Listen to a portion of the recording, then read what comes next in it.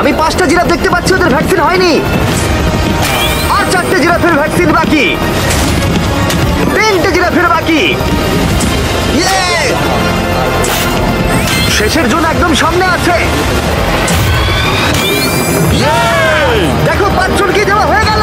আমরা ওদেরকে শুট করছি, যদিও আমরা ওদেরকে মারছি না, ওদের জীবন বাঁচাচ্ছি। ঠিক জায়গায় লেগেছে। যখন আমরা ওখান থেকে বেরোলাম তখন প্রায় 70টা জিরাফের ভ্যাকসিনেশন হয়ে গেছে। তার মানে এখন অব্দি 74টা প্রাণীর জীবন বাঁচানো হলো। আমরা দেখতে পাচ্ছিলাম আমাদের প্রচেষ্টা ক্রমশই কঠিন হচ্ছে। হ্যাঁ ওটাই তো, একদম সুস্থ হয়ে গেছে। ভাই, কে জানতো জিরাফদের ভ্যাকসিনেশন করা এতটাই মজাদার হতে চলেছে। কিন্তু এখনো আমাদের প্রচুর প্রাণীদের জীবন বাঁচানো বাকি রয়েছে।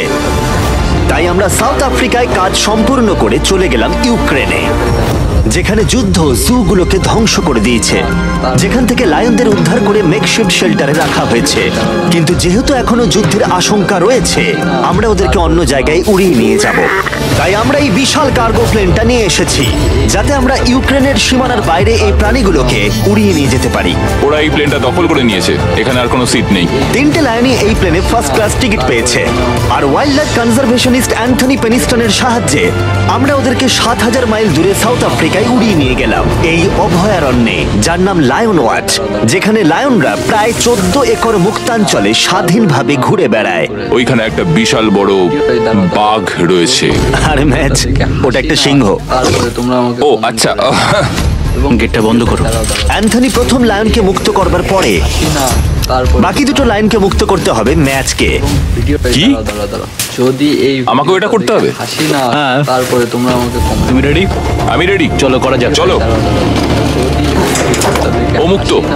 তারপরে তোমরা আমাকে এই লায়নরা এখন যুদ্ধের বিপদ থেকে সম্পূর্ণ মুক্ত, আর ওরা স্বাধীনভাবে এখন আফ্রিকার জঙ্গলে ঘুরে বেড়াতে পারবে।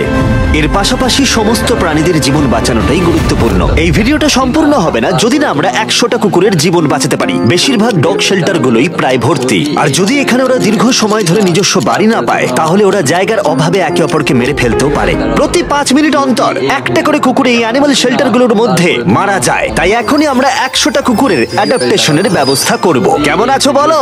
হ্যাঁ, ভালো আছি। ও হেই, তোমাকে আমার পছন্দ হয়েছে। তাহলে তুমি কুকুর নেবে? কি ধরনের কুকুর তোমরা খুঁজছো? আমরা একটা ছোট্ট বাচ্চা খুঁজছি। ও, একটা ছোট্ট কুকুর। দেখো, তোমার কাছে আসতে চাইছে।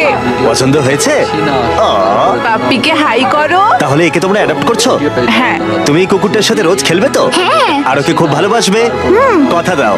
ঠিক আছে, একটা হলো, আরো 99টা বাকি রয়েছে। আসলে তোমরা হয়তো জানো না, কিন্তু একটা কুকুরের স্বাস্থ্যের যত্ন নেওয়াতে অনেকটাই টাকার প্রয়োজন পড়ে, আর দুর্ভাগ্যবশত কিছু মানুষ সেটা অ্যাফোর্ড করতে পারে না। ওকে ভালো লেগেছে। হাই। আর সেই জন্যই আমি একটা গুড নিউজ ওদেরকে শোনাতে চাই। এখানকার প্রত্যেকটা কুকুরের মতোই এর মেডিকেলের খরচ আর এর অ্যাডপশনের ফি তোমাদের দিতে হবে না। Oh wow. হ্যাঁ, তোমরা একে সম্পূর্ণ বিনামূল্যে বাড়ি নিয়ে যেতে পারো। Oh my God. Thank you. Thank you. এটা দেখতে সত্যিই খুব দারুণ লাগে যে অনেক কুকুর তাদের নিজেদের বাড়ি খুঁজে পাচ্ছে। তুমি এদেরকে কি করে না বলবে বলো তো? কিউট। কতদিন ধরে কুকুর খুঁজছো? 3 থেকে 4 মাস হলো। ও একদম ঠিক আছে। ও সত্যি খুব সুন্দর। তোমরা একে বাড়িতে নিয়ে যাবে? হ্যাঁ। আমি এটাই শুনতে চাইছিলাম। ব্রিয়ানাকে অ্যাডাপ্ট করা হয়েছে। তোমরা দুজন ওর খেয়াল রাখবে তো? হ্যাঁ। আরো অনেক কুকুর নিজের বাড়ি খুঁজে পাচ্ছিল, কিন্তু বাচ্চা কুকুরদেরই বেশিরভাগ মানুষ অ্যাডপ্ট করছিল। তার ফলে বয়স্ক কুকুররা অবহেলিতই থাকছিল। যেমন ব্লু, এই কুকুরটার বয়স 10 বছর। এখনো সে একজন ভালো মালিকের অপেক্ষায় রয়েছে। আমরা একটু বয়স্ক কোনো কুকুর খুঁজছি, কারণ আমরা খুব এনার্জেটিক কাউকে চাইছি না। তোমরা ব্লুকে দেখতে পারো। কেমন লাগছে? হাই, আমার ওকে কেমন খুব আছো পছন্দ তুমি? হয়েছে। ও কিভাবে তাকাচ্ছে দেখো। কত কিউট ও। ও তোমাদের সাথে খুব ভালো থাকবে। Thank you so much. কিন্তু আমাদের কাজ এখনো শেষ হয়নি। যত দিন যেতে লাগলো আমরা দেখতে পাচ্ছিলাম প্রচুর কুকুর তাদের ভালোবাসার বাড়ি খুঁজে পাচ্ছিল। ওকে তোমরা নিচ্ছ? হ্যাঁ নিচ্ছি। দারুণ ব্যাপার। আর খুব তাড়াতাড়ি আমরা 100 জন কুকুরের জীবন সুরক্ষিত করলাম। প্রত্যেকটা পরিবার প্রতিশ্রুতি দিয়েছে যে ওদেরকে একটা সুন্দর জীবন উপহার দেবে। এরপরে আমরা এক্সোটিক মিনিয়েচার হর্সদের জীবন সুরক্ষিত